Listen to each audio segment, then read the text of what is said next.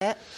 지난 2005년 광주 인화학교에서 발생한 장애인 성폭행 사건에 대해서 기억하고 계십니까?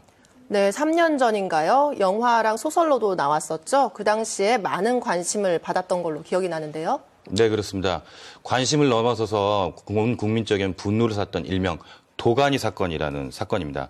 당시에는 많은 사람들이 성폭력이라는 그 이슈 때문인지 몰라도 장애인 인권 문제에 대해 관심을 갖는 듯 했습니다. 하지만 시간이 흐르면서 다른 정치적인 이슈들에 묻어가면서 장애인 인권 문제는 등한시하게 돼 있었는데요. 바로 이런 도가니 사건만큼 끔찍한 사건이 우리 전라북도에서 발생을 했습니다. 아, 전라북도에서요? 그럼 전주 자림복지재단 내용을 취재하셨나 보네요? 네, 기자분이라 그러신지 잘 알고 계신 것 같은데 이 문제의 핵심은 그렇습니다. 벌써 3년 전인 2012년도에 발생한 사건인데 이 문제가 3년이 지난 지금까지도 여전히 표류 중에 있다는 사실입니다. 2012년 12월 장애인 성폭력 사건 해결과 시설 인권 보장을 위한 기자회견이 열렸습니다. 수년간 장애 여성 여러 명을 성폭행한 전 현직 원장. 장애인을 보호하고 보살펴야 할 시설에서 일어난 이번 사건은 3년이 지난 지금까지도 해결되지 않고 있습니다. 감사관실에서의 미온적 태도도 마찬가지입니다. 사실 지금까지 감사를 마치고 한 달이 넘게 지난 지금 시기까지 결과 보고가 없고 계속 법적인 다툼이 있을 사항으로 판단되고 처분을 하기 위해서는 좀 신중을 기할 필요가 있어가지고 전라북도와 민간대책협의회에 좁혀지지 않는 의견. 과연 무엇이 문제일까?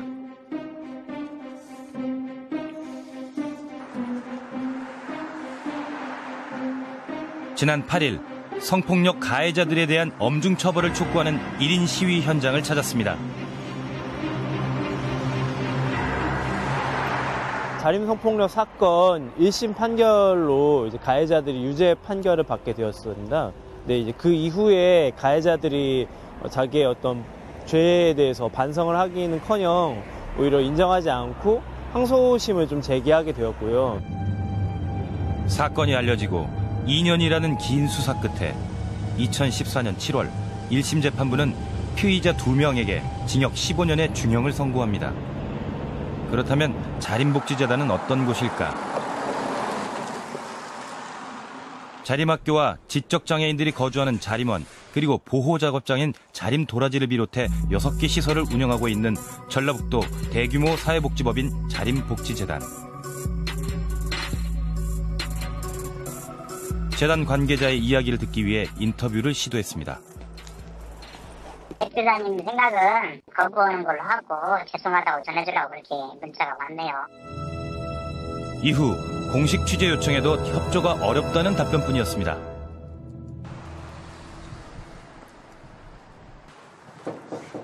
이른바 도가니 사건으로 불리는 광주 인화학교 사건부터 최근에 벌어진 염전 강제노역 사건까지 다양한 장애인 인권 피해를 규명한 전문가를 찾았습니다. 대책협의회의 일원이기도 한 그는 자림복지재단에서 나타나는 특징이 있다고 말합니다. 족벌체제예요. 그래가지고 이제 시설이 여러 개 시설이 있어요. 지금 이제 노인 시설까지 갖고 있는데, 그리고 자림학교라는 이제 특수학교도 갖고 있고요. 이게 전체 몇몇 가족으로 가족이랑 관계되는 친척들에 의해서 36명 정도 되는 사람이 집단적으로 이걸 운영을 하고 있어요. 그러다 보니까 이 안에서 이제 어떤 비리라든지 이런 것들이 나와도 외부에 이제 노출될 수가 없고요. 300여 명이 넘는 장애인들과 100여 명의 직원들이 거주하고 이용하고 있는 자림복지재단. 1980년대에 이 재단을 설립한 김 씨와 아내 조 씨 슬하의 둘째 아들이 현재 대표이사직을 맡고 있으며 노란색으로 표시된 설립자 김 씨 형제들의 자녀들을 포함한 친가 쪽 며느리와 딸, 손자, 사촌이 20여 명 근무하고 있고 파란색으로 표시된 외가 쪽이 10여 명, 도합 30여 명의 친인척이 재단 곳곳에서 근무하고 있는 것으로 확인됐습니다. 사실은 거대한 개인의 왕국을 만들기로 하죠.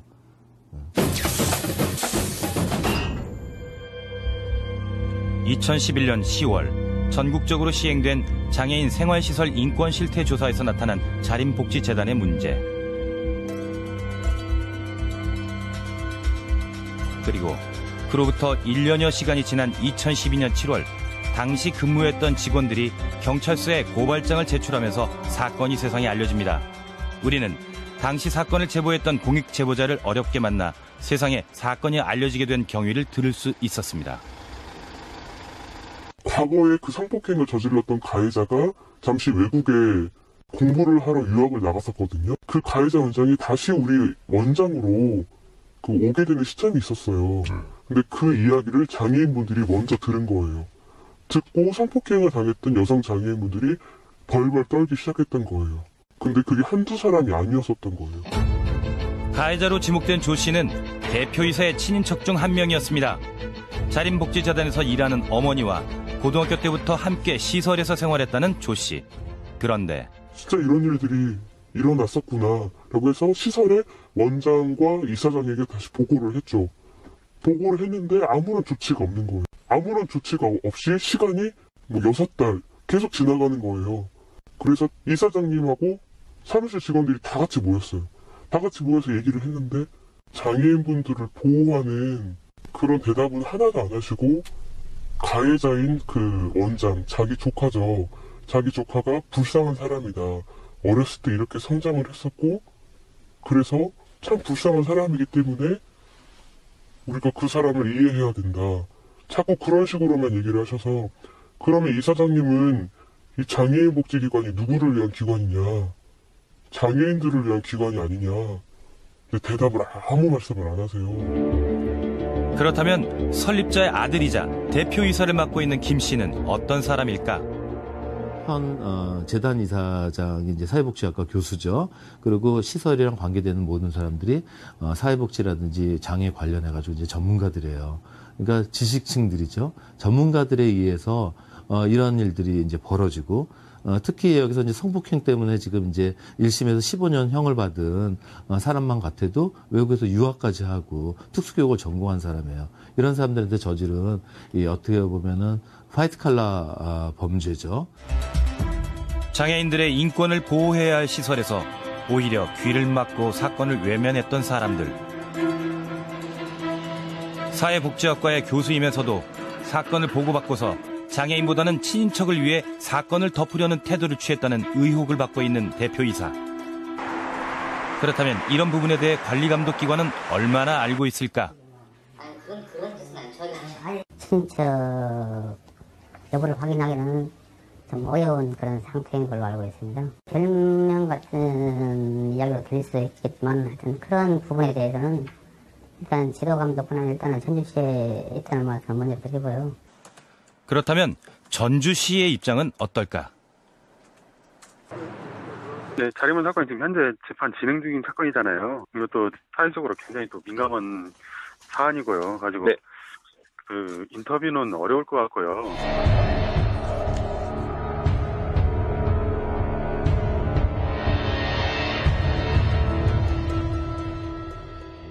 화면을 보니까 상황이 좀 심각한 것 같아요. 그런데 그 친인척들이 복지재단을 운영한다. 그 자체가 문제가 되는 건 아니잖아요?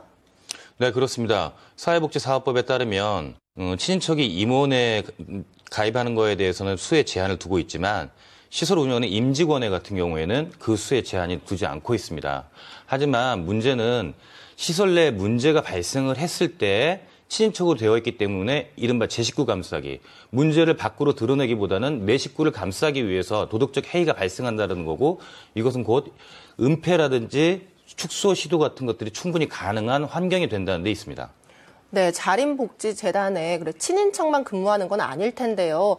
그런 축소나 은폐 시도가 실제로 가능한 구조인가요? 네, 이제 유추해보자면 가계도를 봤을 때 30명이 넘는 사람이 적재적소에, 그러니까 높은 자리부터 뭐 간호사, 시설 교사까지 행정실장, 요소요소에 배치가 되어 있기 때문에 마음만 먹으면 충분히 그 조직 내의 여론을 조작할 수도 있고 어떤 사건 같은 것들을 마음껏 휘두를 수 있는 환경이 된다라는 것이죠. 네. 그리고 그 자림원 대표 같은 경우에는 보니까 교수세요. 그 사회적으로 보면 지도층이라고 할 수 있는데 굉장히 윤리의식이 실망스러운 부분이 많네요. 네, 게다가 이 교수님께서는 사회복지학을 가르치는 분이기 때문에 그 실망감이 더한데요. 그런데 이런 현상을 그저 바라만 보고 있는 우리 시민들의 의식도 문제가 아닌가 싶습니다. 사실 성폭행 같은 정도의 문제가 밖으로 이 정도 나왔을 정도라면 성폭행 이외에 다른 문제들은 얼마나 많을까라는 거를 생각해 볼 수 있거든요. 이 재단 내에 이미 문제들이 골물대로 다른 문제들이 골마 있다라고도 볼 수 있습니다. 이런 상황들은 사실 장애인 시설, 장애인 인권에 대해 너무 무관심했던 건 아닌가 싶은 생각도 들고요. 장애인 문제 자체를 딴 세상 이야기로 나와 분리시켜서 생각하는 전북 도민과 전라북도 사회복지 시스템의 한계가 아닐까 생각해 봅니다.